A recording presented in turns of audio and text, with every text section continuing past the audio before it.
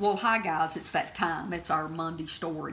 Today, what I want to do is talk to you about my last trip over into the Dollar Tree here in my local town.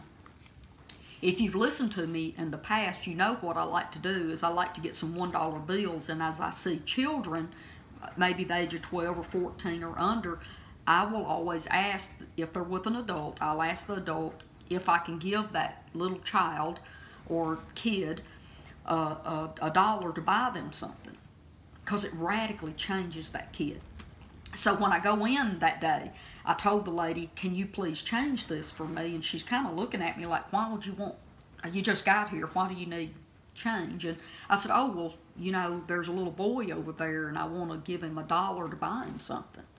And she said, oh my goodness, wow. And I said, well, you know, I just like to bless the little children. Jesus said, bless the children. Let the little ones come to me and bless the little children. And I bless the little children as I go.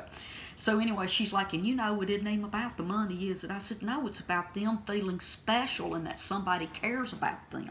Okay, so this particular visit, there's a lady, and it turns out, I found out it was the little boy's grandmother. And she was really short and not really mean, but short-tempered and getting on to him and telling him to hurry up and she ain't got time and all of that. You know what? We ain't loving our families the way that we need to, guys. We need to slow down and just take our time, right? Take our time a little bit, okay? But anyway, so she's on the phone, okay? And I finally got her attention, and I looked at her, I said, can I give him? And I had $1 in my hand, and she looked at me and was like, yeah. And so I leaned down where he was. I said, hey, buddy. He looked at me like, who are you? You know, now I'm just going to tell you, he wasn't scared of me, but he was almost like, what is this woman doing talking to me? You know, because nobody's nice anymore. Okay. And I said, hey, I wanted to give you this. And I handed him $1. And I said, I want you to buy yourself something, and you just let me pay for it today. His little eyes got big, and he smiled and looked at his grandmother. And she shook her head. She never got off the phone. She shook her head okay. And he knew it was okay. So I went on my way, right? I'm just giving people hugs and talking to people about different things. And so then as I was going back up to the register, I noticed that she finally got off the phone. And he was up there getting ready to pay for the little toy he had bought. And I said, I wanted to give you this, but didn't want to interrupt you on the phone. And she looked kind of funny at me, and I gave her a dime. And I said, did you know a free gift is not free if you have to pay the sales tax? And I don't want you to pay the sales tax. I want to pay for the whole thing. And she looked at me, she said, wow, you sure are a nice person. And I said, well, you know, Jesus said to love the little children, and I'm trying to love them, and I don't want you to pay the sales tax for me loving on him today. So anyway, she was really nice to me and went along and moved on. Now, here's the next thing. As I'm going about and I get in line to pay for my stuff,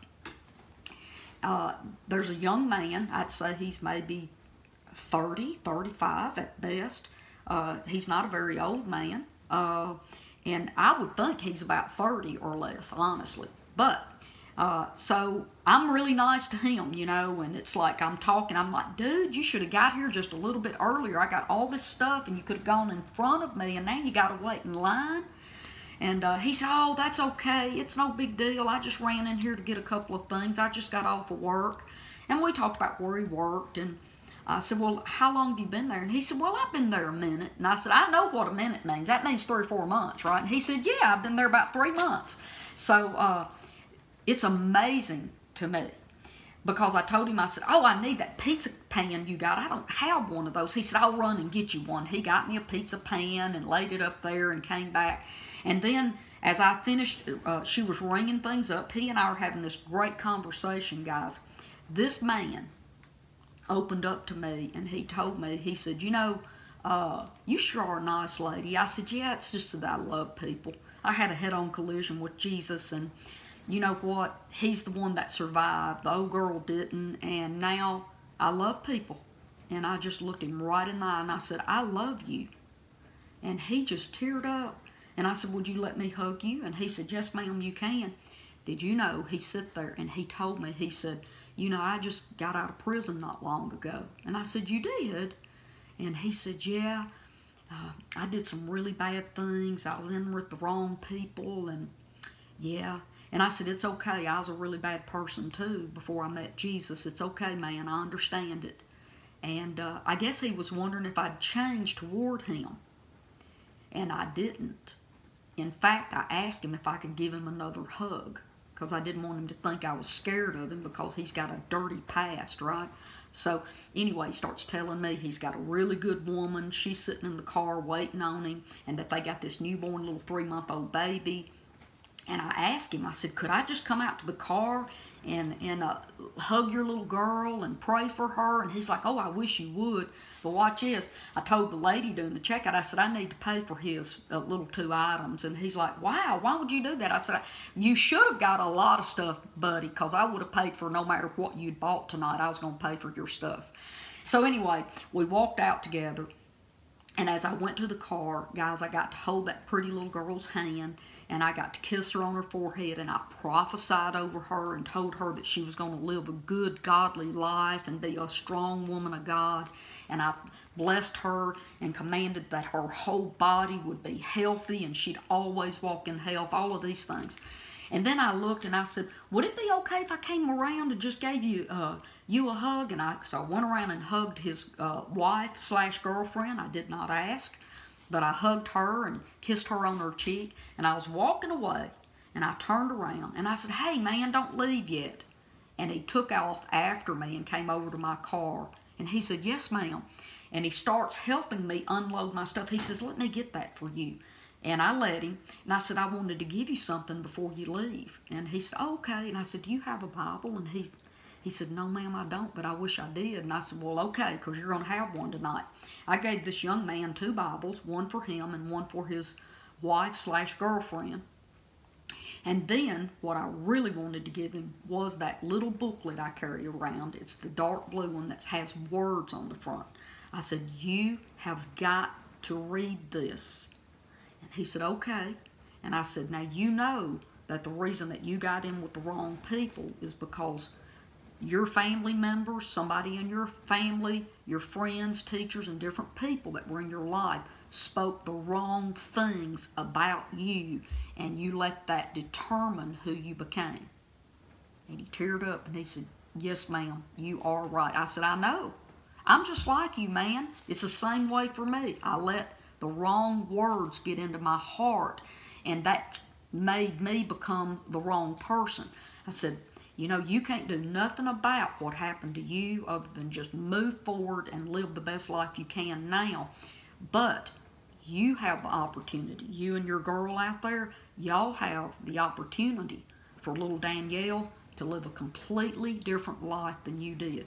And you need to make sure you and her both read this little booklet, and y'all speak the right words into that little baby's life starting right now, where she has the kind of life that God wants her to have.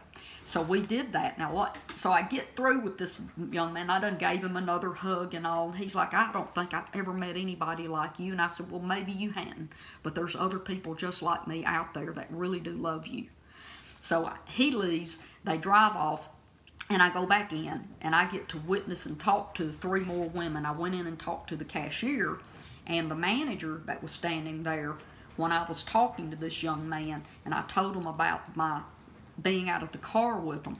But here's another thing, and this is probably another day for a different story, but the manager there, we kind of have gotten to know each other just a little bit, and now she's asking me questions that she can give answers to a young girl who claims to be an atheist because God is mean and angry and kills people. So I got to sit there for another 30 minutes or so talking to this manager and this cashier about the goodness of God, and that God did not want to hurt people, but he had to get evil out of the way. In the Old Testament, he had to deal with evil, and if people were evil, then people had to be dealt with, but it was the evil in the earth that God was trying to get rid of so that he could get Jesus born into the earth so he could bring all mankind as well as creation back into fellowship and union with him. Okay? And maybe that's a teaching. But anyway, guys, this is just a day in the life of someone who knows that we have the kingdom of God in us and we have the power to change people's lives, always for the better. Okay? I'm going to sign off. I love you, and I'll see you here tomorrow. Bye-bye.